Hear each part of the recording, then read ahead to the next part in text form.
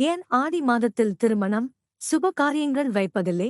ஆடி மாதத்தில் திருமண போன்ற வைபவங்கள் வைக்கக்கூடாது. அது சுப காரியத்துக்கு ஏற்ற மாதமில்லை என்ற கருத்து நிலவுகிறது.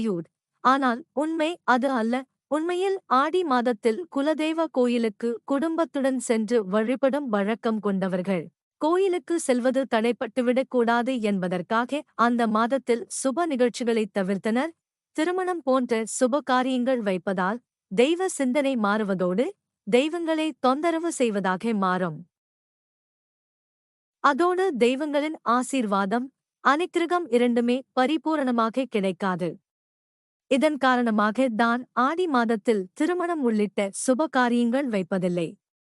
அது மட்டுமல்லாமல் ஆடி மாதத்தில் கரு தரித்தால் சித்திரை மாதத்தில் குழந்தை பிறக்கும் என்பதாலும் புதுமண தம்பதிகளை பிரிக்கின்றனர்.